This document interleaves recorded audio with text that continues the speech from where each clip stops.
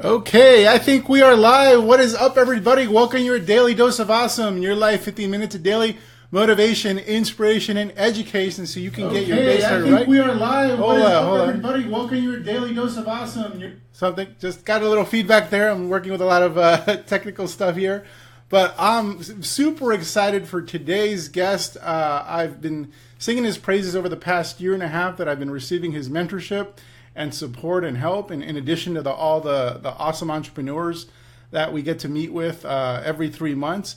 My guest today, you guys may not know his name if you're outside of our community, but you certainly know his name if you're inside our community. I have the legendary, the mythical Keith Cunningham. How you doing, Keith? Really good, thank you, Bernie. Thanks for being on, man. I really appreciate it. And those of you who are not familiar with Keith's work, you are familiar with his ideas, which I'll touch on in just a moment. I just want to make sure you guys know who we are. We are Elite Marketing Pro. My name is Sabotage.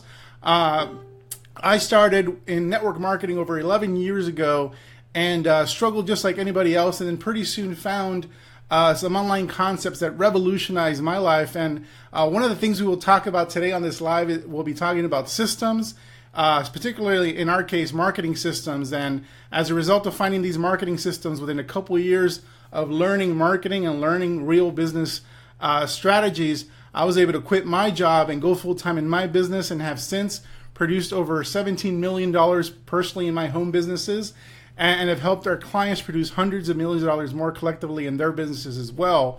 And more recently, a person responsible for our growth and helping us move in the right direction is my guest today. You guys know him as the mythical Rich Dad from the Rich Dad series books.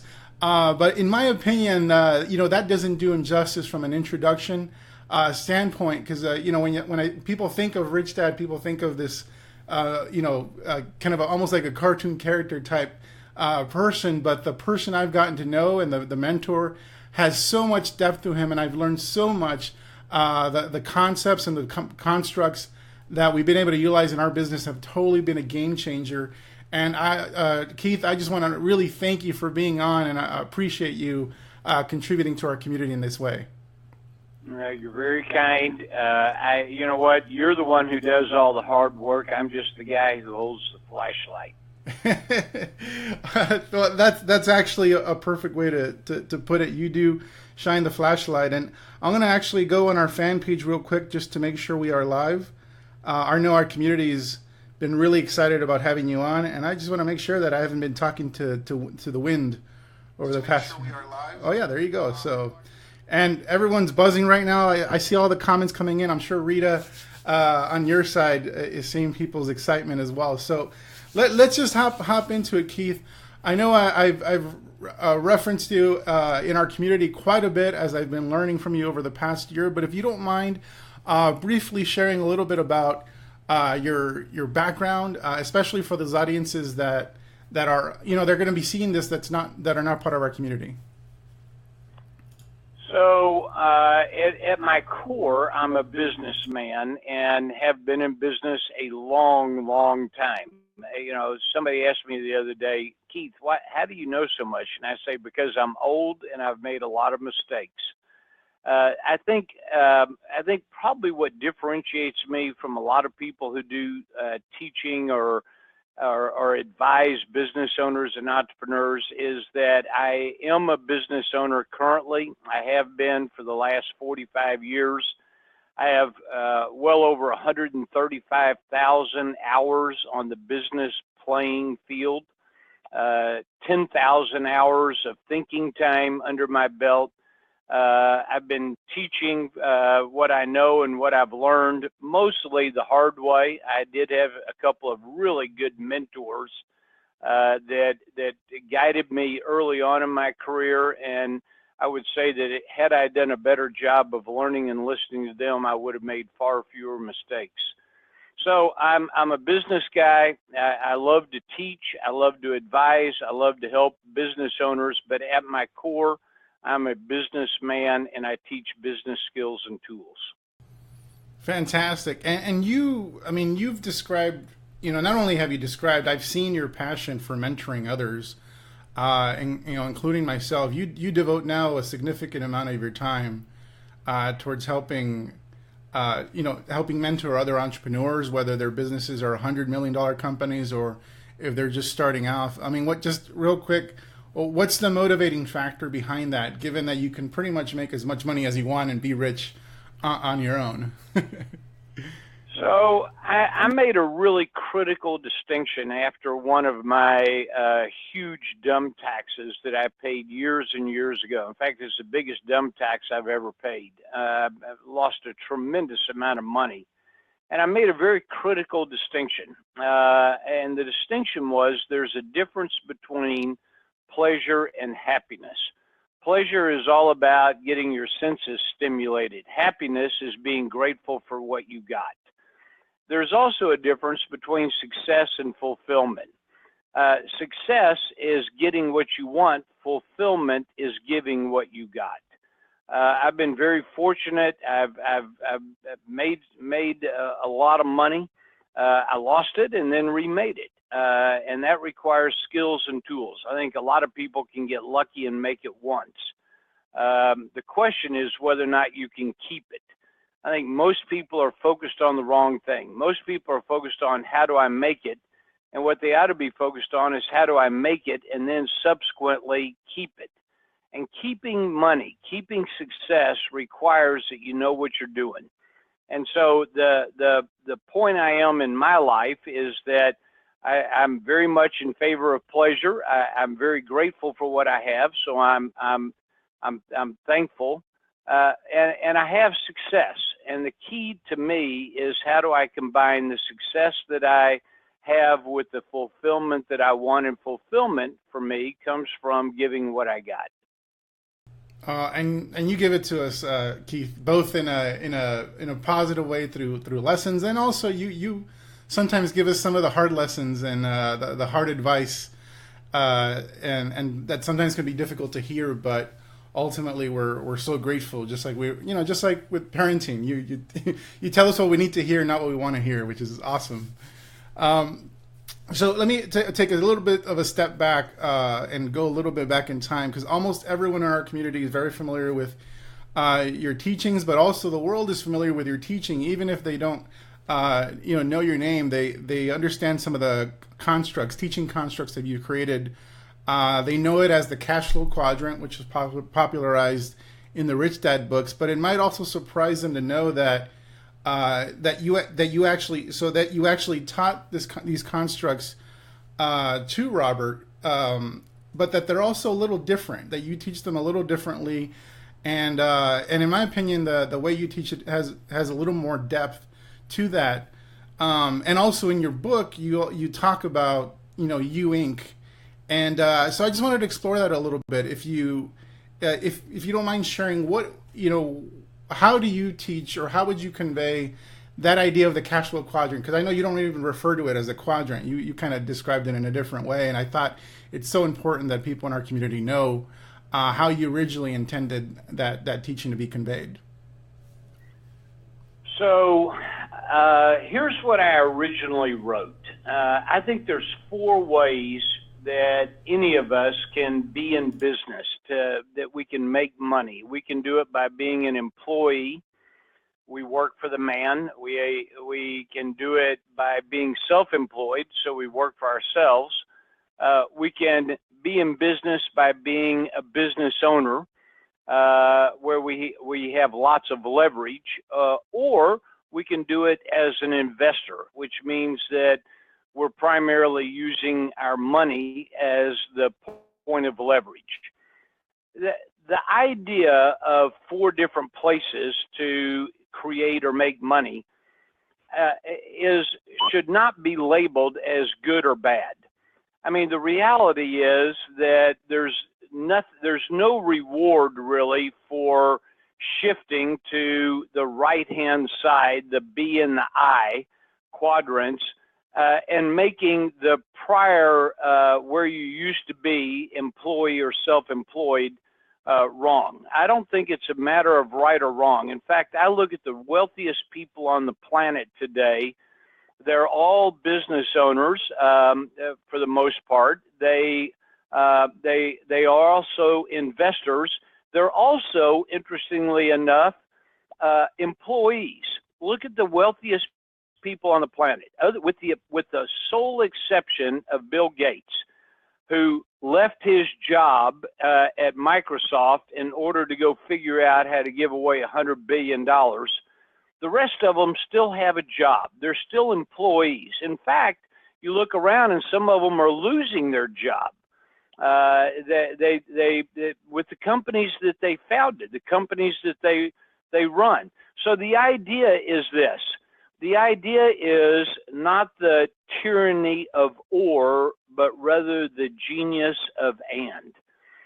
And the question that we should be asking ourselves is, how do I acquire the skills and tools that will allow me the flexibility to operate in any quadrant at any point in time? So the skills and tools required for business are very different than the skills and tools required to be an investor. The skills and tools to be an investor are different than the skills and tools that it requires to be self-employed. In fact, the reality is some of the wealthiest people on the planet are self-employed. Tiger Woods, Michael Jordan. You look at how they made a lot of money, and they made a lot of money by getting really, really good at a specific thing. Tiger's really good at making putts. Michael was really good at shooting hoops. Bill Gates or Michael Dell, on the other hand, got good at other stuff. And so if what you're wanting is to add the business or the investor roles to your current job description, what's required is acquiring the skills and tools that will allow you to be successful in those particular quadrants. The idea that somehow you're going to transition from one half of the quadrant to the other half and not acquire the skills and tools that would allow you to be successful is candidly stupid. It's a bad idea. Furthermore, you're not a loser if you happen to be an employee or self-employed. I don't think that makes you a loser. I think it just means that you have not yet acquired the skills and tools that would allow you the flexibility. Here's the truth, though. The truth of the matter is, every single one of us, regardless of which quadrant we're in, has a job that we need to do. I look at Michael Dell, and he has a job that he needs to do. Now, the job he's doing today doesn't resemble the job that he had when he first started, but nevertheless, he's got a job. He goes to work. He's got a business card. He gets a paycheck. He has meetings. He thinks. He has a job. Every single person has a job, and here's the reality. The reality is your traits, how you do your job when you work for the man, is going to rhyme with how you do your job when you work for yourself. I think about it this way. If you stay up until 2 o'clock in the morning partying, don't roll out of bed until noon, you don't balance your checkbook, when you're working for somebody else, you're going to drag those same behaviors with you when you own your own company.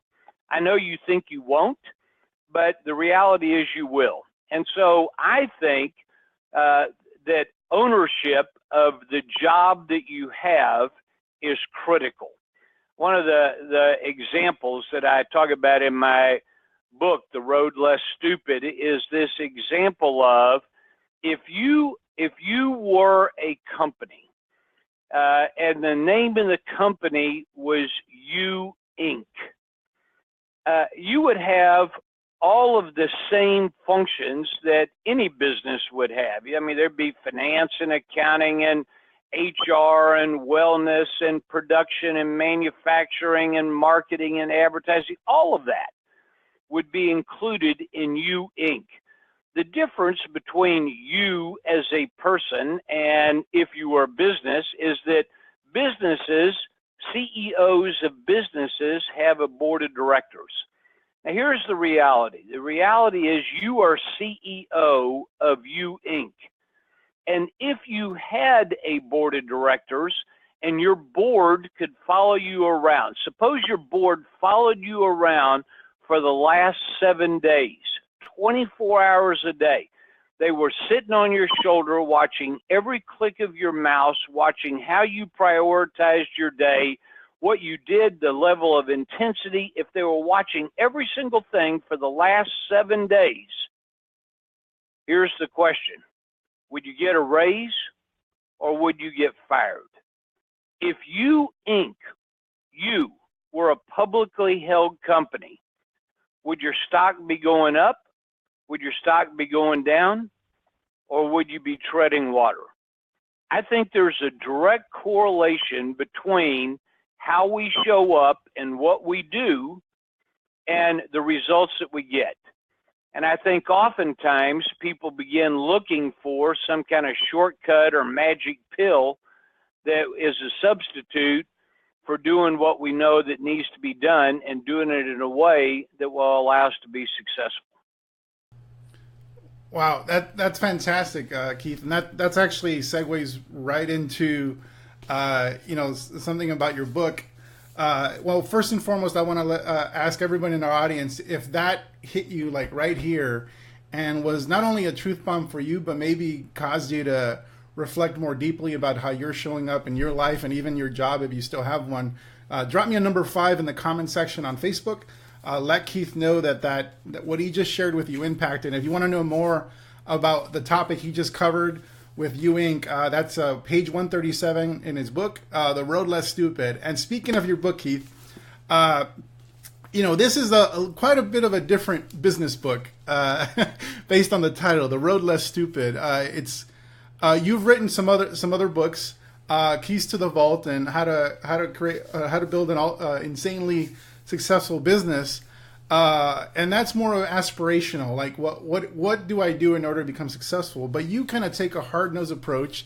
You took a hard-nosed approach right now with sharing with people, the truth about You Inc. What compelled you to write something that's a little bit, more in your face, no BS? Basically, you're telling entrepreneurs about the stupid things they do and how to avoid it.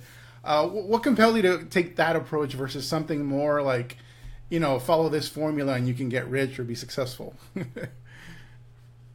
So I candidly, the reason I wrote the book is because I started looking at my own life. One of the questions that I ask people all the time, it's a question that I ask myself fairly frequently, I'll ask you this question if you're listening to this. How much money would you have right now if I gave you the opportunity to unwind any 3 financial decisions that you've ever made? You just think about that for a minute. What most people tell me, oh my God, Keith, if I could just have this one back, I'd have 2 or 3 or 5 times more money, 10 to 100 times more money than I have right now. It turns out I had to ask myself this question, and the answer that I got is, when I was asking myself, is that at the root of most of my problems is either emotions, it's glands, it's faulty assumptions, it's unasked questions, it's a lack of thinking in terms of second-order consequences. And it's true for me, just like it's true for everybody else. I look at the people that are most successful, and the people that are most successful did not follow some little formula that somebody wrote in a book. They're not successful because they found the secret. They're not successful because they're minimizing the number of hours they work in a week. They're not successful because there's some magic pill or little bathrobe theory that is a 1, 2, 3 simple step. They're certainly not successful because they read a book entitled How to Run a Marathon and Not Get Tired. That book doesn't exist. And the reason is because it's a stupid idea. I mean, we look around for little formulas, and I've done it, and I look at the results that I get when I try to find the secret or the path of least resistance, or how do I grow? How do I grow and stay in my comfort zone? Well, that's a bad idea. It ain't going to happen. Everything you want in your life lies outside your comfort zone. Everything you want is going to require that you do something that's uncomfortable and you learn something new. If you could have what you want by staying in your comfort zone, rest assured you'd already have it. And so as I began working with business owners and entrepreneurs, I had this steady stream of people marching into the room, and they all had swallowed some form of Kool-Aid that the basis of the Kool-Aid was basically do what you want and the money will follow. You can have a great relationship, and all you got to do is sleep with as many people as you want. Here's how you be skinny and eat whatever you want. Everybody had this little formula, and the reality is I looked at it and said, this is not the formula that worked for me, and this is not the formula that I think worked for the wealthiest people on the planet. Wealthiest people on the planet have figured out something different than some of these formulas that I see that are being prescribed in the financial tooth fairy world. And what I decided to do is to write a book based on my own experience and the experience of the people that I've worked with that have been successful and the people that I admire that have been successful. And every single one of them had to learn the skills and tools that allowed them to be successful. It wasn't a result of a simplistic formula. Yeah, I mean, that's ultimately when I certainly was chasing the formula in the beginning, and although the formulas kind of maybe point you somewhat in the right direction, what the reality is that persistence, consistency, and repetition in not only implementing but developing the skills so you actually get good at what you're doing has been the key to success. It's like nothing, no course or no book ever replaced the action and also the what I learned as a result of taking that action. And usually when people kind of share with you what they've learned from the actions they took, well, it's their journey. It's what they learned from their actions, which has some usefulness to you, but there's still going to be 90% of what you learn, I think, is going to be learned from the actual implementation and also, like you said, the mistakes that people make. I think that's right. Look, I'm a big believer in surrounding yourself with experts and people that know more than you do, that have been where you've been where you want to go. I think if you're about to take a journey someplace that you've never been, it's a great idea to have a map. It's a great idea to have a coach. So I'm a huge believer in that. I think where the map and the coach breaks down often, it doesn't have to, but it often does, is that the map or the coach's advice, the mentor's advice becomes the only way. I don't happen to believe, in fact, there's a chapter in my book called The Bathrobe Theory of Business. And the bathrobe theory of business basically says if I want Amazon's success, all I need to do is figure out Amazon's employee parking policy and emulate that, and somehow that will translate into success like Jeff Bezos. It's not quite that simple. It's not, a business is complex, and there are a lot of variations. There's a lot of variables. And so I think there's a difference between principles, meaning what are the big ideas, the big rocks? Where's true north? And now my job is to figure out how to take that journey with true north in the corner of my eye, but how do I take this journey and apply those principles to my specific situation. I think there are times where, leverage is possible and systems are a great idea. And there's other times where leverage is a bad idea and systems are not the best idea in the world. There's times when having a lot of money at your disposal is a wonderful thing. And there's a lot of times where having too much money at your disposal will actually make you stupid. And so the idea is not how do I find the magic pill or the secret sauce, but rather how do I find the big principles and apply those to my specific situation. Fantastic. And guys, if you're finding value so far in what's happening here, drop me a number 7 in the comment section. Let Keith know that you're appreciating his input, his advice, as a hard nose and as directed as it is. I know you guys are getting it. People are loving your common sense and the truth bombs you're dropping, Keith. So thank you for that.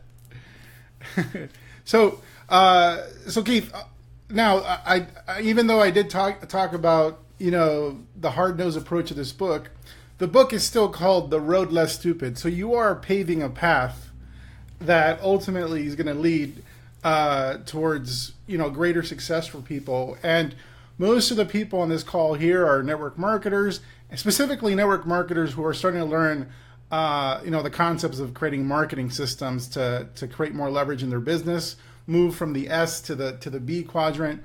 For these somewhat more or less startup entrepreneurs, what would you say is the most important part of or lesson from the book, The Road Less Stupid, to kind of take in and really take to heart for these people just getting started?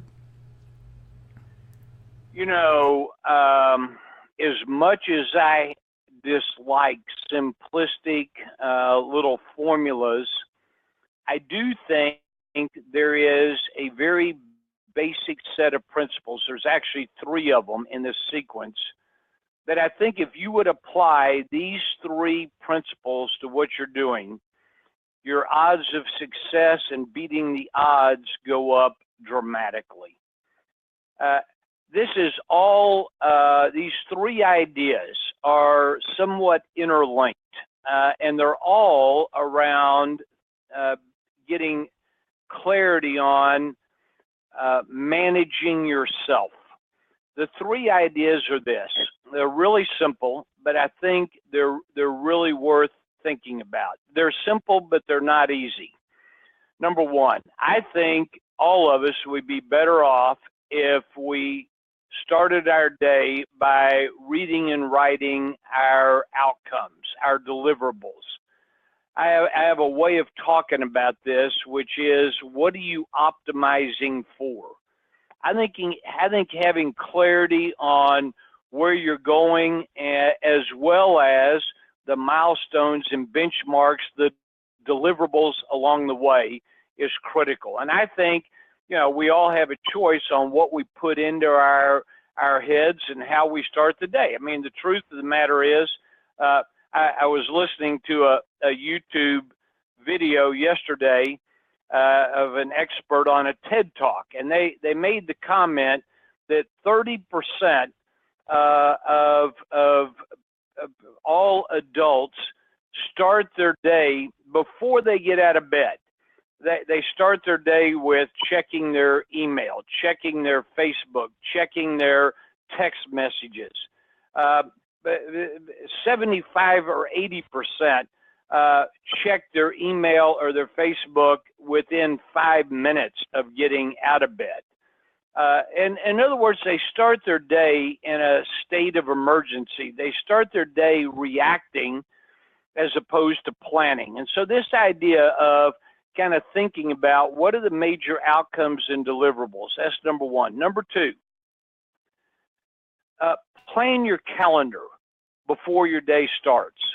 In other words, if you have clarity on the outcomes that you want, and then you go to work on, how am I going to organize my calendar so that I actually make progress on what it is I've prioritized?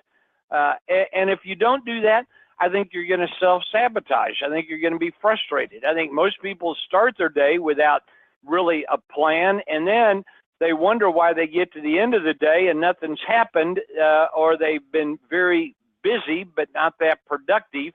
And it all has to do with your calendar. I'll say it this way. Anybody who sets a priority and it does not shift their calendar is delusional. If it's going to be a priority, it's going to consume calendar time. So number one, let's get some clarity on the outcomes, deliverables, the plan. Number two, let's give ourselves a fighting chance by setting aside some time on our calendar to be able to accomplish something. Number three, accountability. I will tell you that my brain can create a justification for just about anything, and so can yours. I mean, we have the greatest plans in the world, but we're not accountable for those plans. And I think having someone else that we're reporting to, that one of my favorite sayings is this: a commitment you make to yourself should be no less sacred than a commitment you make to others. And we tend to keep commitments we make to others, but we tend to consistently break the commitments we make to ourselves. And having someone that you're accountable to, I wrote in my book this thought, I'll share it with you. The higher you go, or the higher you want to go, the greater the requirement that you have somebody in your life who will tell you the truth. And most of us don't want someone like that or we don't have someone like that. And more often than not, it's because we don't want to be held accountable. I'll tell you this, anybody who doesn't want to measure doesn't want to be held accountable. The key to accountability is metrics and measuring. And if we would begin holding ourselves accountable and having other people in our lives to help us on that, we'd find that the progress we make is vastly superior to the progress that we've made. There you go. I mean, you've pretty much summed up a big reason why so many entrepreneurs and even people in our community and network marketing don't succeed. They're not prioritizing the commitments they make to themselves. That's huge, and the feedback we're getting right now is pretty powerful. People's jaws and brains are dropping to the floor right now, which is pretty awesome. So Keith, I got a couple more questions, and then we'll wrap up. And this one is I wrote it down, and I'm going to just read it because I want to fully capture the essence of what it is I'm conveying here. And it's a little bit of a criticism in the network marketing of the network marketing world. So in the book, you have a bumper sticker quote that starts with, "Your success will have very little to do with what you do and everything to do with how you do it." In network marketing and direct sales, we have millions of people who've kind of drank the Kool-Aid, so to speak, fallen in love with their company or their products, become evangelists, but pay so little attention to how they build those incomes, and as you say, fail to fall in love with their customers. So in the chapter on prioritizing growth strategies, you actually put something that runs counter to the advice that people normally receive in network marketing. You put increasing leads as 8th priority and the final growth strategy, which I totally get now, but this might cause some head scratching for our audience. So can you share the reason increasing leads is last on the list when it comes to growing your business as a growth strategy? Yes. Let me give you this thought.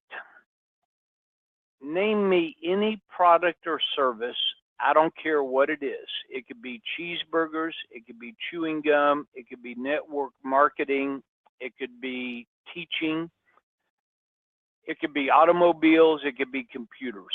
I do not care what the product or service is. Give me 1 week, and within 1 week, I'll name at least one person who's made millions and hundreds of people who've gone broke with the exact same idea.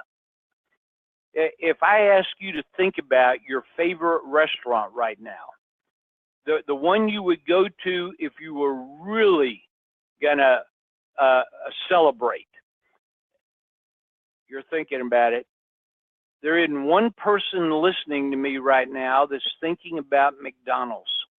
And yet nobody has made more money in the history of mankind in the restaurant business than McDonald's.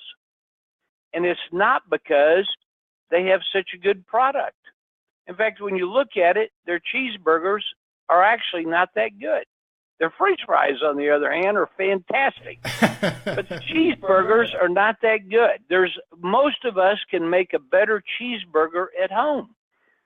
And yet they've sold billions and billions and billions. How did that happen? It happened. I mean, you can say the same thing about Apple and Microsoft. Shoot, all my friends tell me that Apple is, I'm not technologically savvy on this stuff, but my friends that are tell me Apple's operating system is better than Microsoft's. I don't care which one you use. I'm not trying to start a fight. I'm just saying that's what people tell me. And yet you look at it, and Bill Gates has 90% market share, and Steve Jobs had 10% market share. I'm talking about now with computers, not iPhones. In the computer world, the guy with the best not only the guy with the best product, but the guy who got there first is getting his butt kicked by the guy who got there second with an inferior product.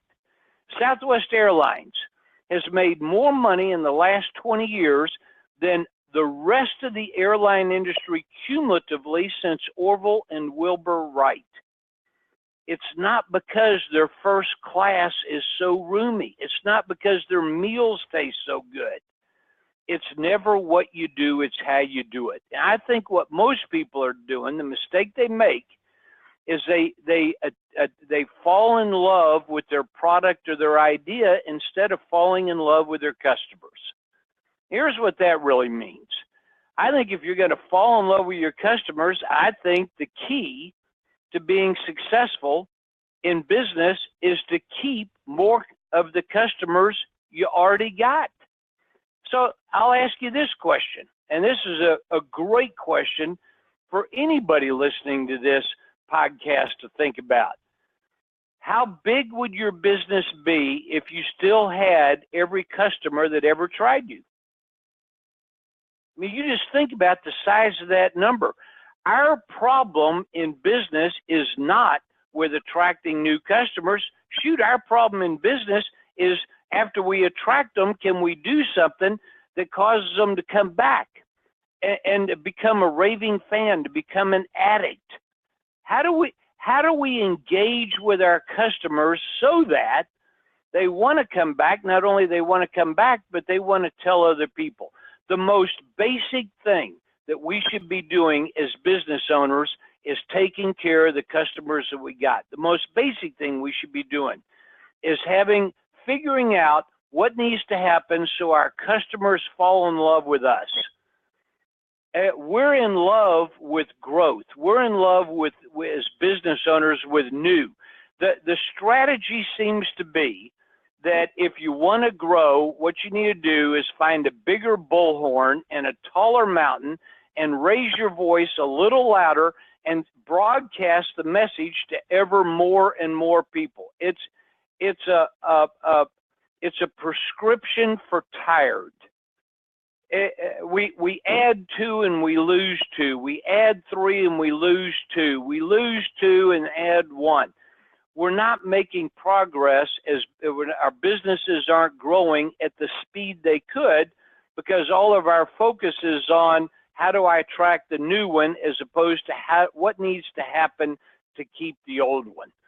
I think there's a critical, there's 4 critical drivers. I'm going to mention these real quick, Fernie, but there's 4 critical drivers that as business owners, and if we want to grow strategically, we should be paying attention to these 4 things.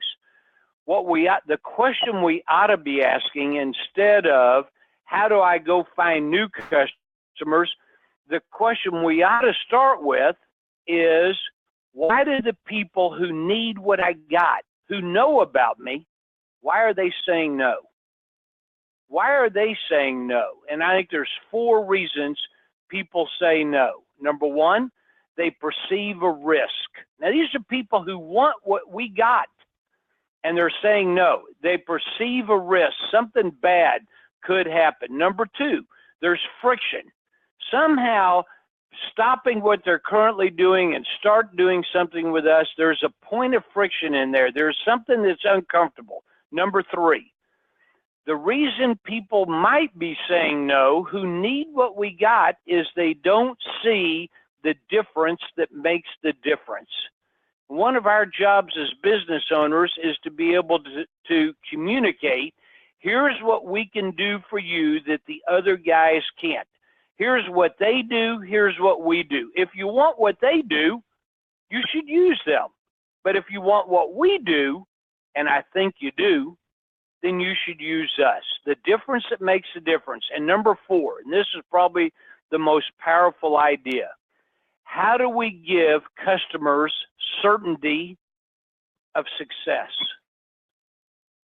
If you can provide a target customer certainty of success, they will buy. What causes them not to buy is a lack of certainty, and they're unclear about whether or not they will or won't be successful. This idea of the primary growth strategy being finding new customers, I think, is a mistake. I think we ought to be focused on how do I keep the customers I got? How do I need to train and enhance my sales process? What can I do to increase my conversion percentages, the frequency of purchase, the transaction size? Any of those is a better strategy. It's a lower hanging fruit strategy. And after I've exhausted all of those, then I think there's an opportunity to say, good, I'm optimizing what I got. Now how do I maximize? And maximizing is adding new customers. Fantastic. And yeah, I told a story recently on this point. Actually, it was a friend of ours who were assisting and he said that at a talk, he said that he had two JVs for a launch. One JV had an email list of 35,000 people. The other JV had a list of like a couple hundred people. The big JV who had a list of 35,000 made 3 sales, and the sweet Georgia Pie woman who had the list of a couple hundred people made 13 sales. And the bottom line is, this guy had basically squandered 35,000 potential customers, while this other entrepreneur who was just getting started showed the customer that she cared and obviously served them better. Where, when she made another recommendation later on, she was able to outproduce that bigger marketer. And so the lesson can be applied to so many aspects of what we do in business. I love that. I'm going to give everybody a simple 4-part equation to increase your sales. Here it comes. Know me, like me, trust me, buy me. Know me, like me, trust me, buy me. I think we miss on the trust. And what you just said, I think, was very powerful. I think we try to sell before we establish relationship. I think we allow the transaction to become a substitute for intimacy. I think if we really want to drive our business, and this is particularly true in the network marketing world, if you really want to drive your business, we ought to be searching for intimacy and trust instead of transactions. Yeah, absolutely. Keith, one final question. I do want to let people know or give them a call to action, since I am a marketer, is to go to Amazon.com, look up The Road Less Stupid by Keith Cunningham, grab your copy. As soon as this live is over, if you have another device, you can do it as we're talking. Make sure you get this. Keith, I love that you wrote the book in a way that's you don't have to read it directly straight through. You can actually use it as a reference guide after you've gone through it once, and especially this book has come in useful for me recently, as I've done something you've encouraged us to do called thinking time, and you devoted the 4 or 5 first chapters of the book to this discipline of thinking time. So if you can, just close out this podcast with sharing with people what is the discipline of thinking time. How do they start doing it? And what's the value of doing that? Because it sounds pretty simple. It's just, sit still and think for a little bit. Yet so few of us do it, and so few that view it as a skill that can be pretty powerful in your business. So please share with us what's behind thinking time and what's the potential benefit for a business owner watching this right now. So I'm going to start with the benefit. The benefit is you avoid doing stupid things. I mean, if we can just avoid doing things that sabotage us, if we can find strategies and be thoughtful about our approach, think in terms of second order consequences, or give ourselves choices, I think the opportunity to be successful and make money and beat the odds becomes more viable. The idea of thinking time is this, and it's really predicated on, maybe I'll quote Warren Buffett. Warren Buffett says this: optimism is the enemy of the rational investor. And I think there's a lot of truth to that. I think emotion and gut and glands and doing what feels good, doing what's comfortable, generally leads to the path of least resistance and is typically not a formula for success. I first stumbled across this idea of thinking time about 25 or 30 years ago when I was in the middle of one of my big financial disaster.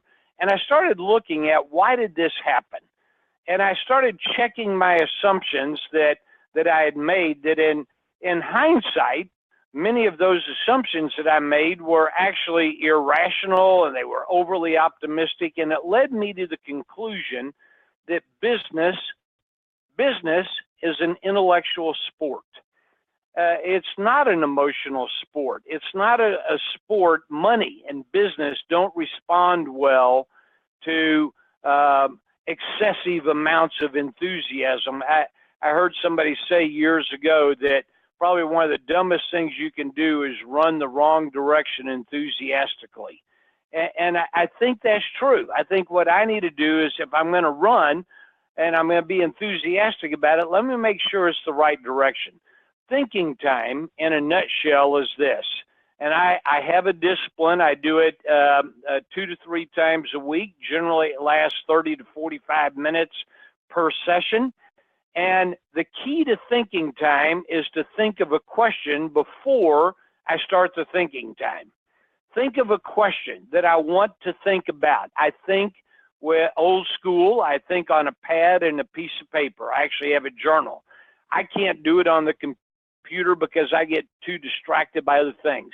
And my ritual for thinking time is that I turn off the computer, turn off the phones, close the door, and I've got a question and a pen and a piece of paper. And the question might be, if 100% of my future growth was by referral only, how do I need to run my business? A question might be, what would I have to do so my customers would say I'd have to be crazy to do business with someone else?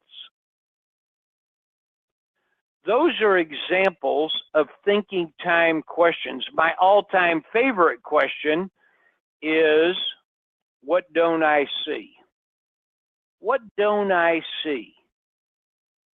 A question might be, what are the successful people doing and how are they doing it that's causing them to create the success that they have? Why aren't I doing it? I'm looking for questions to ask myself during my 30 minutes of thinking time, where all possible interruptions are cut off. I set an alarm on my phone that goes off after 30 minutes, and at the end of 30 minutes, I look at the list of things that I've created during my thinking time. I choose the one or two, maybe three best choices that I've created, and then go to work on, are these things that I want to bake into my priorities in my calendar, and who will I have that helps hold me accountable for accomplishing these outcomes? It's all about how can I create additional choices. My experience is, and this is my personal experience, I tend to do too much reacting and not enough planning. I tend to be highly responsive to the problem du jour, the problem of the moment, whatever the stimulus is, as opposed to really sitting back and thinking about and designing what are the best choices that are available to me. I'll give you this thought. The people with the best lives have the best choices. People with lousy lives got lousy choices. And what thinking time does is it allows me to actually sort out, are there better choices? Are there some saboteurs? Is there some faulty assumptions that I've made? Have I thought through the second and third and fourth order consequences? Am I prepared to pay the price to achieve what I want? My experience is most people give lip service to what they want, but they're unwilling to do the heavy lifting that will cause the outcome to actually be successful. Wow.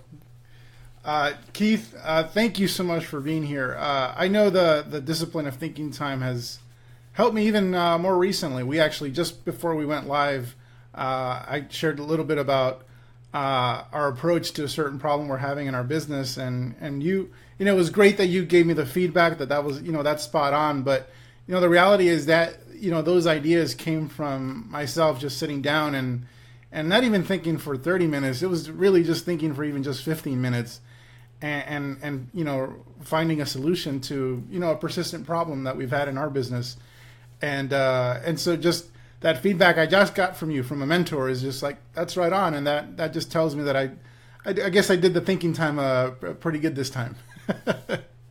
Congratulations. Thanks. I'm proud of you. You're doing a great job, Bernie. Thank you, Keith. I really, really appreciate that. And I know you don't bullshit, so I know you truly mean that.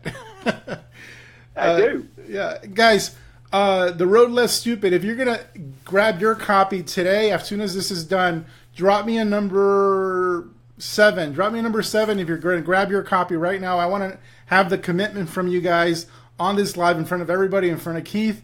He's going to be watching this recording later. I hope he enjoys it the second time around as much as I've enjoyed this first time around interviewing you. Keith, really appreciate you being on. I know you're a busy guy. In fact, I know for sure you're extremely busy, and so I appreciate you investing. Now we're going on 53 minutes of this live. That's normally 15 minutes, and we have not lost a single person, so thank you.